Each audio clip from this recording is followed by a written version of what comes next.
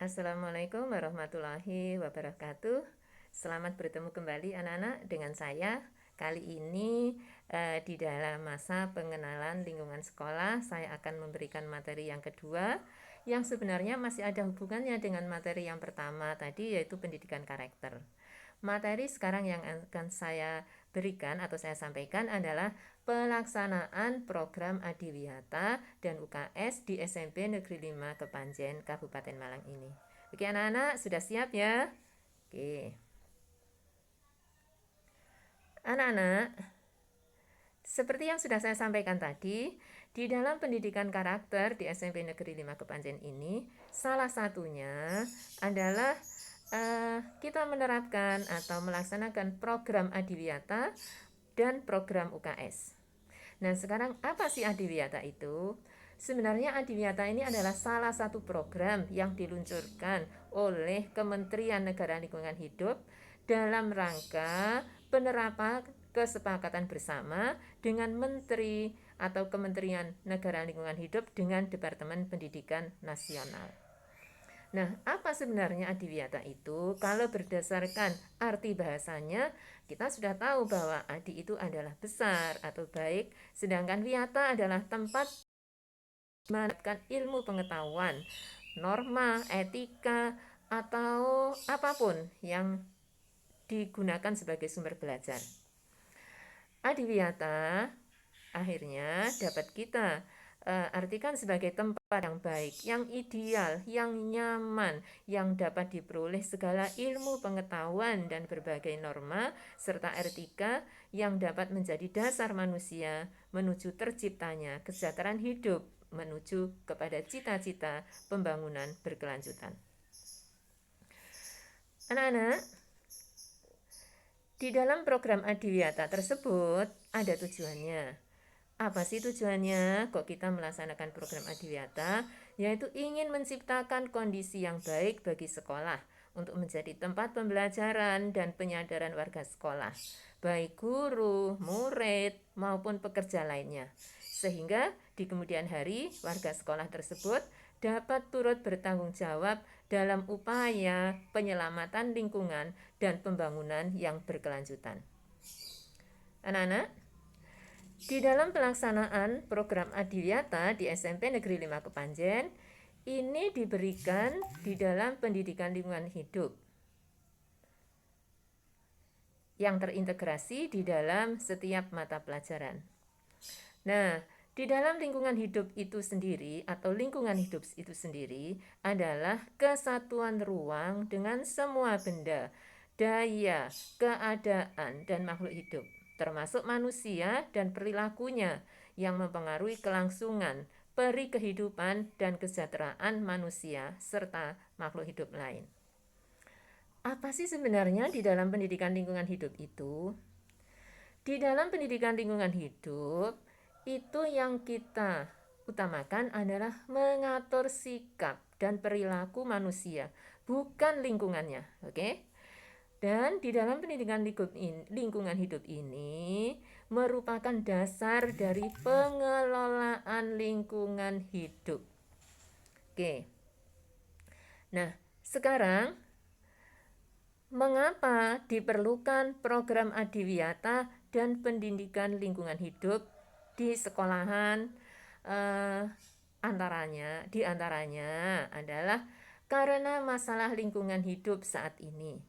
Di antaranya yang sudah sangat memprihatinkan adalah pencemaran air, pencemaran udara di kota-kota besar, pencemaran limbah, sampai kerusakan ekosistem, dan sampai ada isu penipisan lapisan ozon, juga bencana lingkungan, banjir, tanah longsor, dan sebagainya yang hampir setiap hari menghiasi berita-berita nasional.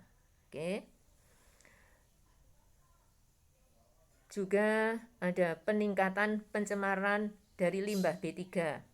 Kemudian ada peningkatan gas-gas rumah kaca karena penggunaan dari industri-industri termasuk alat-alat rumah tangga yang sudah modern saat ini. Juga terjadinya krisis air bersih. Dari semua kasus-kasus tersebut ternyata ada akibatnya. Di antaranya dampaknya adalah seperti yang dapat kalian lihat di tayangan ini. Di antaranya ini adalah banjir yang melanda beberapa kota di Indonesia di akhir-akhir ini. Kemudian ini adalah bencana tanah longsor yang kemarin juga melanda beberapa daerah di daerah pegunungan. Kemudian di samping bencana banjir dan tanah longsor yang biasanya disebabkan oleh hujan, juga ada bencana kekeringan yang melanda hampir seluruh tanah air kita di musim kemarau, juga adanya kebakaran hutan. Nah, semuanya ini juga dapat memicu terjadinya kerusakan lingkungan.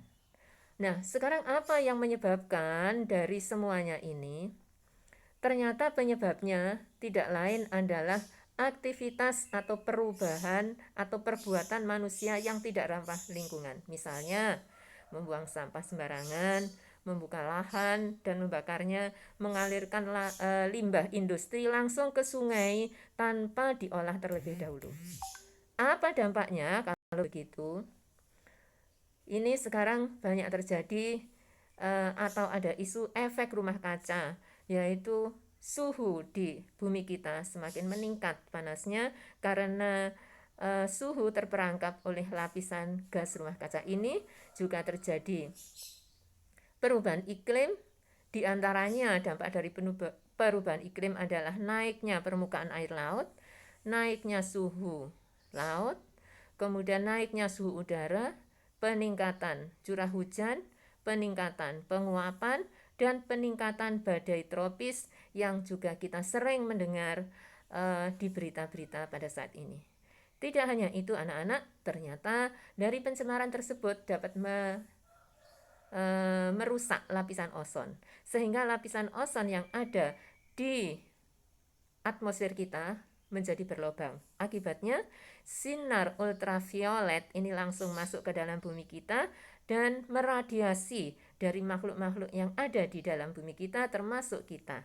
Akibatnya banyak sekali penyakit-penyakit saat ini yang timbul. Nah, apa yang dapat kita lakukan? Di antaranya anak-anak adalah yang dapat kita lakukan adalah menanam lebih banyak pepohonan di sekitar kita, kemudian tidak membuang sampah sembarangan, mengelola sampah dengan 3R. Kalian sudah mengenal 3R, yaitu reduce, reuse, dan recycle. Reduce ini kita mengurangi sebisa mungkin sampah yang kita hasilkan.